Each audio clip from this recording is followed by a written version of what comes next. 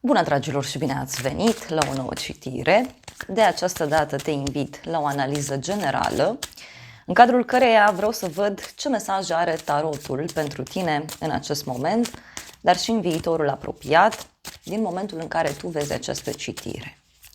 Îți mulțumesc pentru că mă urmărești, îți mulțumesc pentru că mi ești alături. Dacă vrei și tu astfel de analiză, te invit cu drag pe aplicația de tarot Cristina Zurba, disponibilă atât pe iPhone cât și pe Android. Să vedem așadar mesaje, ce trebuie să știi.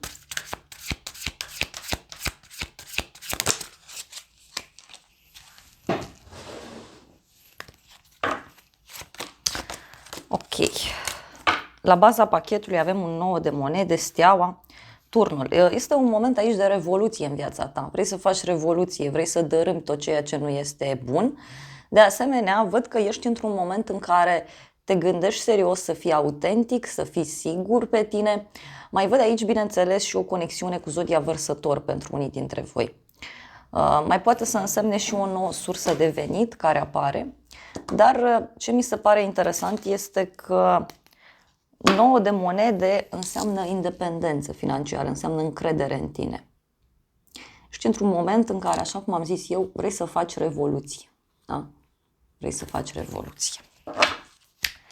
În plan personal avem asul de spade, ceea ce amplifică acest mesaj, și anume că ești foarte hotărât în ceea ce vrei, ești foarte ferm în discuțiile pe care le ai cu oamenii din jur, prezinți foarte clar ceea ce îți dorești și te aștepți să primești de asemenea un astfel de răspuns. Pentru unii mai văd aici și o sabie pe care cineva a ridicat-o. Da? Avem aici un nou început stabil, avem un nou început clarificator. 3 de cupe, uite, o întâlnire cu niște prietene, cu niște rude, cu niște oameni dragi. Văd aici o mică petrecere, o mică bucurie.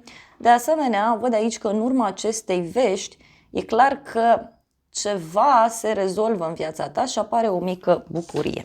Pentru unii e ca și cum vreți să luați o hotărâre în legătură fie cu o relație care e la început, fie este o relație care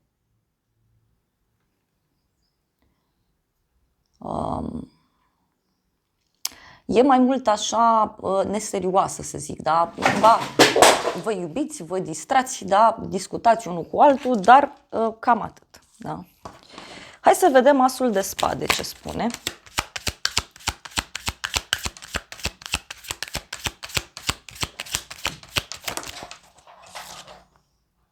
Opt de bâte, da? Deci un mesaj pe care l-ai primit, este un mesaj scurt la obiect, dar care se pare că te-ai intrigat aici. Da? Pe de altă parte, ești foarte hotărât sau hotărâtă să îți clarifici o situație.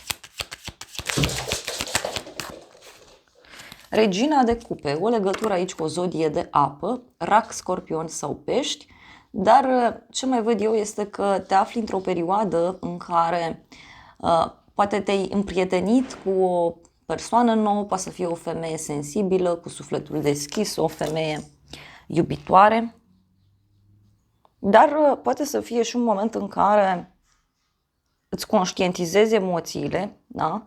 În legătură, uite, cu un rege de spade, care e secretos, misterios, e manipulator. Și atunci e ca și cum nu mai vrei să mai fii în această situație. Tu vrei puritate, tu vrei sinceritate, vrei liniște.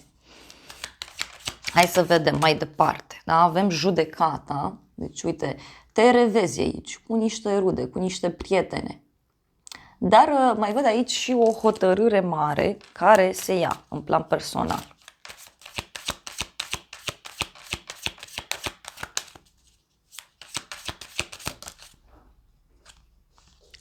Opt de cupe.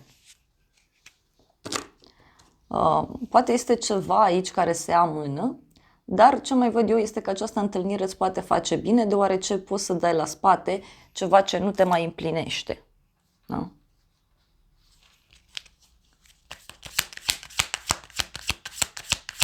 Poate să fie și o hotărâre de a ieși dintr-un triunghi amoros sau dintr-o situație în care, așa cum am zis, lucrurile nu par atât de serioase aici. Uite, avem cavalerul de bâte, deci o persoană care vine cu viteză mare către tine, este foarte entuziasmată, persoana aceasta știe foarte bine ce își dorește. Cineva care vrea aventură, cineva care vrea să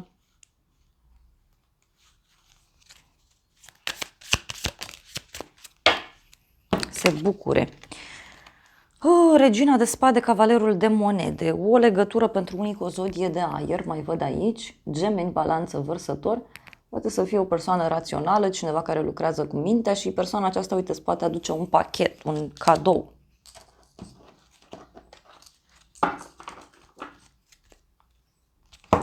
Apoi avem aici valetul de monede.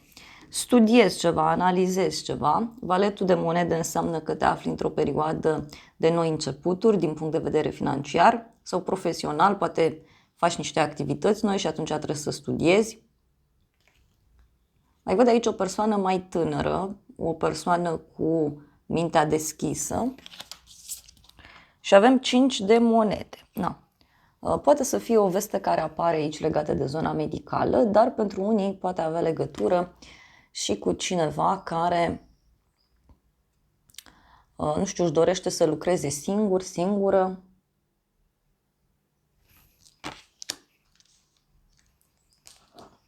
Pe cineva care dă la spate.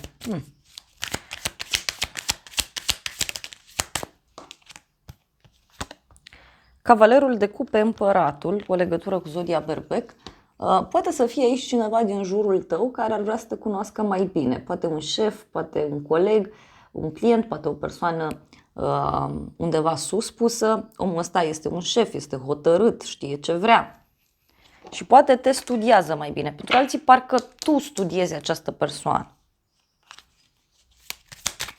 Hai să vedem 5 de monede.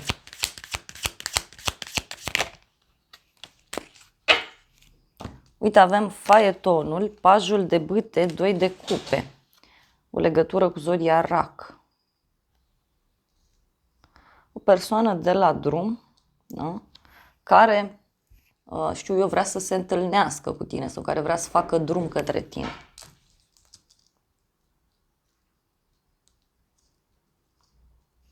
Pentru alții simt aici că parcă abandonați o activitate din punct de vedere profesional sau o activitate din punct de vedere financiar,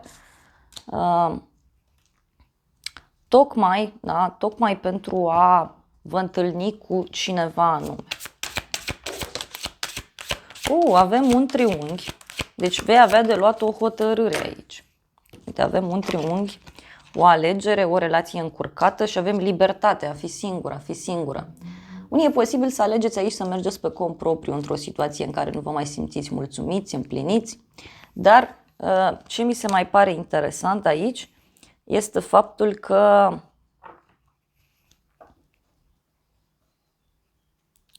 eu simt că viața privată este cumva interconectată cu viața profesională. Da? Hai să vedem în continuare surpriza. Surpriza e regina de cupe și spânzuratul. Da? O legătură cu zodia pește aici, foarte puternică. Mai văd rac, scorpion. Surpriza are legătură cu un blocaj pe care o femeie îl are sau surpriza poate avea legătură cu o problemă de sănătate a cuiva sau chiar cu zona medicală. Da? O femeie aici văd eu care se sacrifică, care suferă sau care vrea o pauză.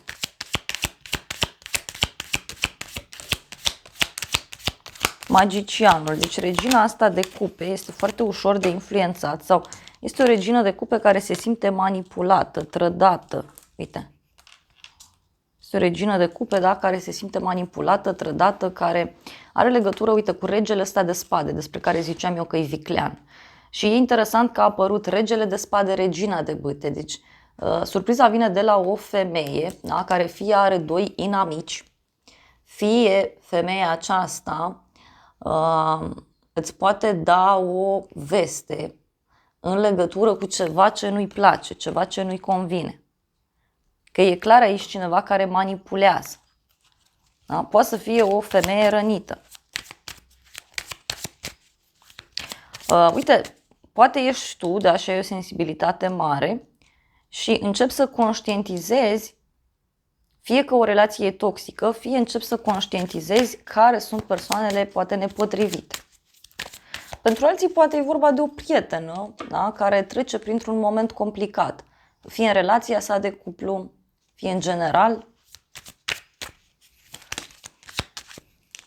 Spânzuratul avem 6 de spade, deci un blocaj legat de drum sau o persoană care vine de la drum, da, cu sufletul frânt.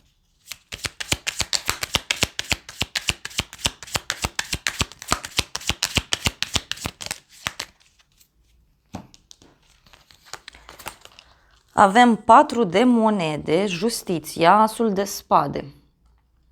Deci o persoană foarte încăpățânată, foarte hotărâtă. Fie este o persoană care nu vrea să plece de undeva anume, fie este o persoană care este hotărâtă să plece din contra. Da? E clar aici o hotărâre mare. Pentru că e o persoană care spune așa, uite, m-am sacrificat destul, am stat destul, acum vreau să acționez. La baza pachetului avem din nou spânzuratul și puterea. Deci e cineva care a obosit într-o luptă sau cineva care vrea să pună pauză la o luptă. Hai să vedem ce zice și oracolul cu surpriza asta. Surpriza are legătură cu un obstacol, un blocaj. Avem o relație deschisă, o relație fără angajamente, o relație în care fiecare se uită în altă direcție.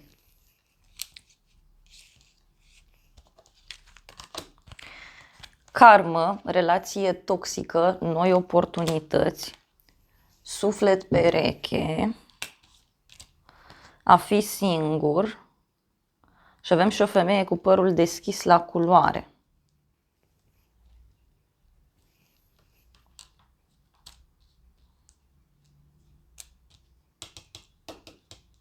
Surpriza poate are legătură cu o persoană care zice, uite, eu nu vreau să mai stau în prietenia asta, în relația asta, la locul ăsta de muncă, în situația asta.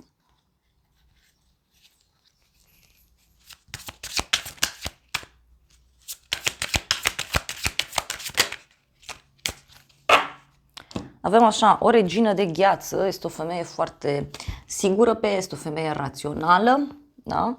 Și avem bani, noroc, finanțe și o iubire adevărată.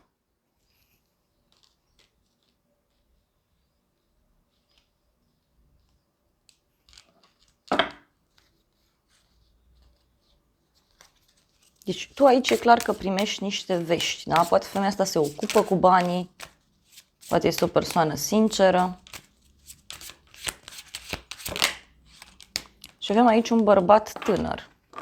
Na, poate afli de o prietenă că iese dintr-o situație toxică, da, și întâlnește pe altcineva. Sau poate să fie vorba despre tine, da, că ai ocazia să cunoști pe cineva. Poate prin intermediul muncii. Hai să vedem ce zice oracolul meu. Surpriza, uite, o scrisoare, te dorește cineva și piedici. Scrisoarea are legătură cu cineva care te dorește, da, dar care are niște piedici sau are niște blocaje.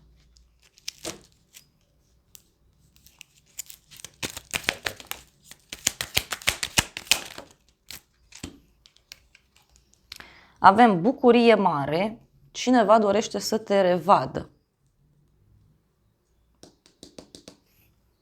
Surpriza are legătură cu cineva care ține la tine, dar care vrea să-ți dea o veste în legătură cu o relație. Da? Uite, e cineva care trece printr-o pierdere, printr-un conflict și persoana aceasta îți poate adresa o invitație la dragoste.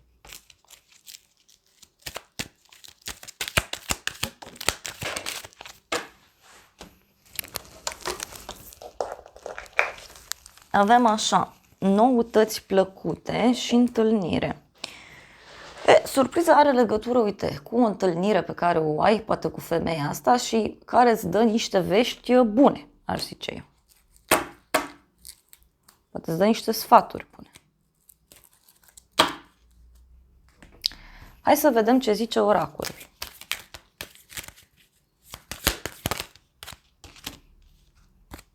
Avem putere, succes, control, schimbare și justiție, documente. Deci cineva care ia atitudine aici privind o schimbare, dar are legătură fie și cu o decizie juridică, fie are legătură cu o hotărâre echilibrată. o decizie dreaptă, o decizie care aduce liniștea și pacea.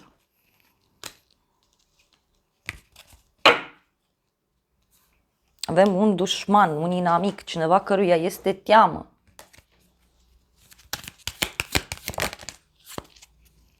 Și avem o transformare mare și oportunități, casă. Deci cineva care are niște oportunități pentru a schimba ceva în viața sa.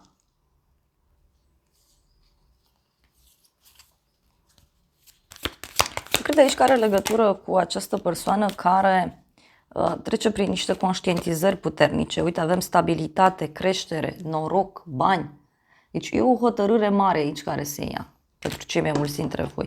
Și să rămâneți surprinși.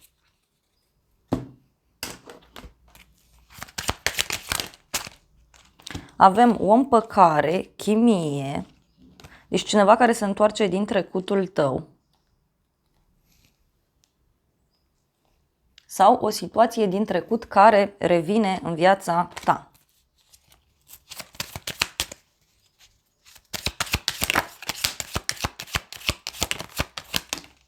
Și avem așa, nu mai există atracție sau chimie pentru a continua această relație.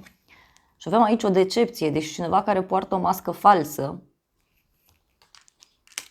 Și avem o iubire adevărată, e o iubire care durează de mult timp. Unii puteți să aflați, da, de cineva din jurul vostru că minte, da, sau că ascunde ceva. Dar eu văd o împăcare, fie cineva care a vrut să se împace și n-a reușit și vine și vă zice, fie are legătură cu o împăcare din jurul vostru de care aflați.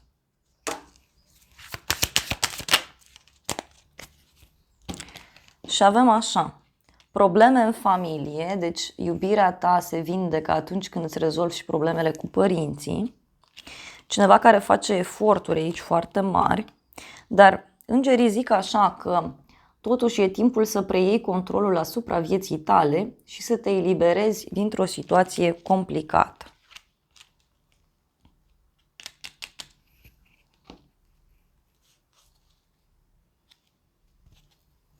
Eu cred aici că are legătură și cu cineva care se va elibera dintr-o situație ciudată, dintr-o situație de suferință, de sacrificiu.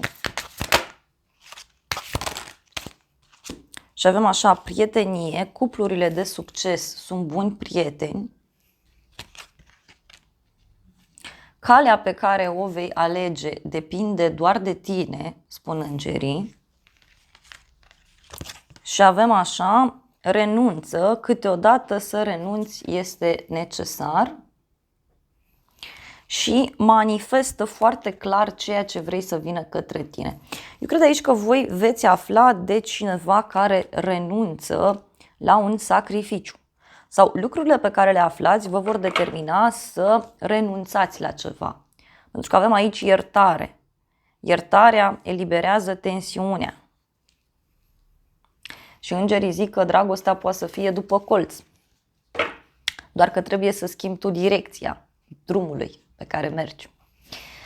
Dragilor, acestea au fost previziunile de această dată. Eu vă mulțumesc pentru prezență, vă îmbrățișez cu drag. Sper din suflet să vă fie de folos informațiile și să ne revedem cu bine și data viitoare. Eu vă doresc să aveți parte de o zi sau de o seară cât mai frumoasă.